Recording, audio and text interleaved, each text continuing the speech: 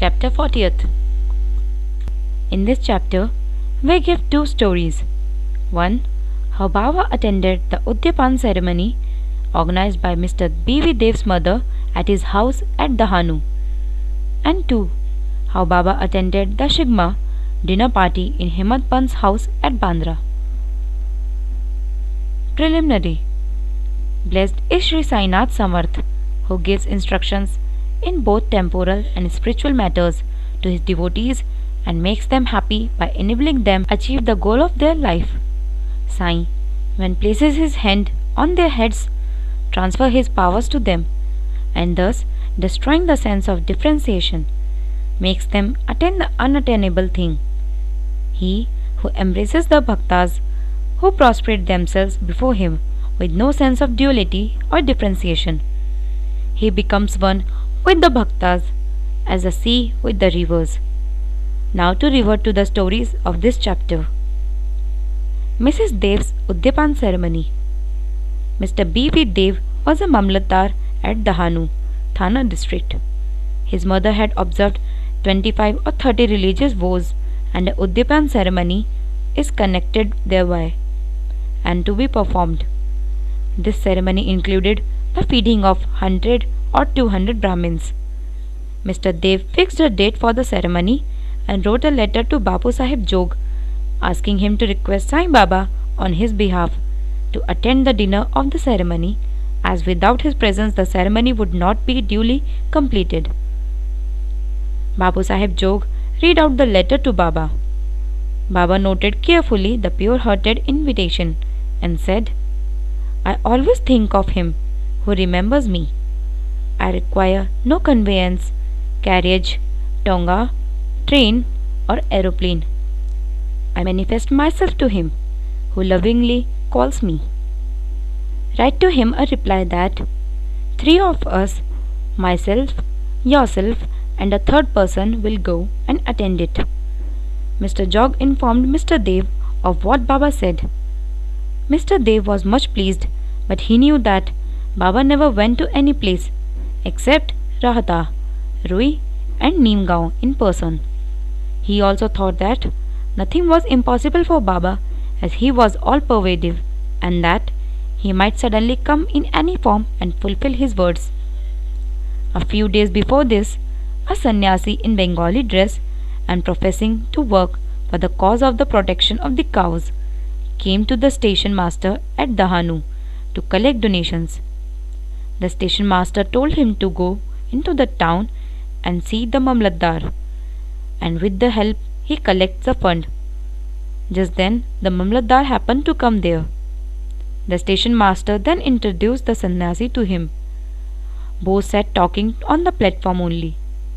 Mr. Dev told him that an inscription letter for some other charitable cause had already been prepared by the leading citizen, Rao Sahib Narottam Shetty, and so it was not proper to start another subscription list, and that it would be better if he would visit the place after 2 or 4 months.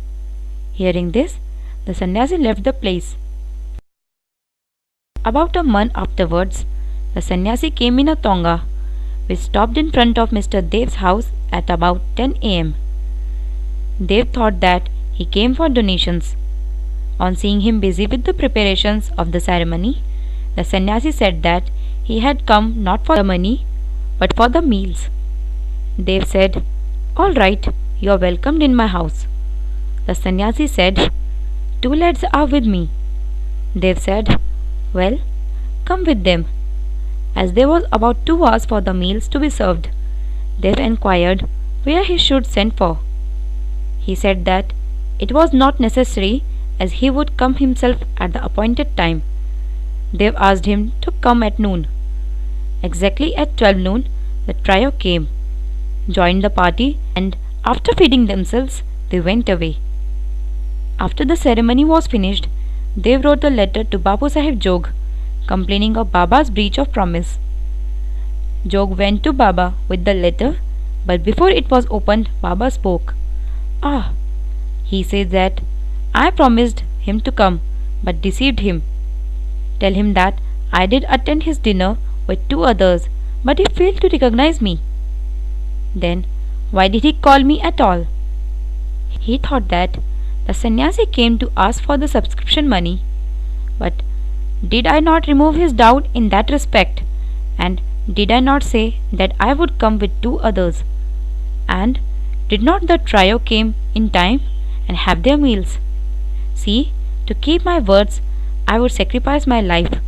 I would never be untrue to my words. This reply pleased Jog's heart, and he communicated the whole reply to Dev.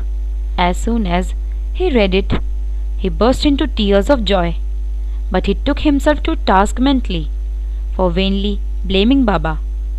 He wondered how he was deceived by the sannyasi's prior visit and his coming to him for subscriptions. How he also failed to catch the significance of the sannyasi's words that he would come with the two others for meals. This story clearly shows that when the devotees surrender themselves completely to the Sadguru, he sees to it that the religious functions in their house are duly executed and complied with all the necessary formalities. Hemant Pant's Shimla dinner. Now, let us take another story which shows how Baba appeared in the form of his picture and fulfilled the desire of his devotee. In 1917, on the morning of the full moon day, Hemant Pant had a vision. Baba appeared to him in his dream in the form of a well-dressed sannyasi, woke him up and said that he would come to him for meals that day. This vision constituted a part of the dream. When he began to recollect the dream, he remembered each and every word the sannyasi uttered in his dream. Though he was in contact with Baba for 7 years, also meditated on Baba, he never expected that Baba would come to his house for meals. However, being much pleased with Baba's words, he went to his wife and informed her that, being the holy day, a sannyasi was coming for meals and that some more rice should be prepared. She inquired about the guest, who he was and where he was coming from. Then, not to cause any misunderstanding, he gave her the truth and told her about the dream. She doubtingly asked whether it was possible that Baba should come there from Shirdi, leaving the dainty dishes there to accept their coarse food. Hemant Pant then assured her that Baba might not come in person, but he might attend in the form of a guest, and that they would lose nothing if they cooked some more rice. After this, preparations for the dinner went on, and it was ready at noon. The Holika worship was through, and the leaves were spread and arranged with rangoli around them. 2 rows were arranged with a central seat between them for the honorable guest. All members of the family, sons, grandsons, daughters, and son-in-law, etc., came and occupied their seats, and the reserving seat was of the various items commenced.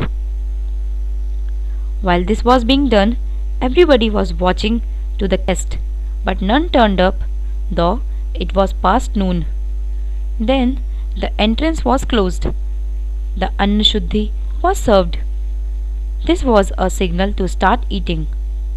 Formal offering to the Vishwadeva and Naivedya to Sri Krishna were also offered, and the members were about to begin, when footsteps in the staircase were heard distinctly. Hemant Pant went immediately and opened the door and saw 2 men there, one Ali Muhammad and 2 Maulana Ismu Mujawar. These 2 persons, seeing that meals were laid out and all the members were about to begin it, apologized to Hemant Pant and requested him to excuse their interference. They said, "You left your seat and came running to us. Others are waiting for you, so please take this thing and I shall rebate all about it later, at your convenience." Saying so, he took out from under his arm pocket, wrapped in an old newspaper, and placed it on the table. Hemant Pant uncovered the packet and saw, to his great wonder and pleasant surprise, a big and nice picture of Sai Baba. On seeing it, he was much moved, tears rained down from his eyes, and hair stood on end all over his body, and he bent and placed his head on the feet of Baba in the picture. He thought that Baba had blessed him by this miracle or Leela. Out of curiosity, he asked Ali Muhammad now how he got this picture. He said that he bought it from a shop and that he would give all the details about it afterwards, and wished that as all the members were waiting for him, he should go and join them. Hemant Pant thanked him, bade them goodbye, and returned to the dining hall. The picture was placed on the central seat reserved for the guest, and after making the due offering of the Naivedya, the whole party commenced eating and finished it in proper time. On seeing the beautiful form of Sai in the picture, everybody was extremely pleased and wondered how all this happened. This is how Sai Baba fulfilled his words uttered by him in the dream of Hemant Pant.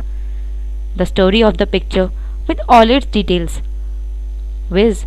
How Ali Muhammad got it, why he bought it and gave it to Hemant Pant, is reserved for the next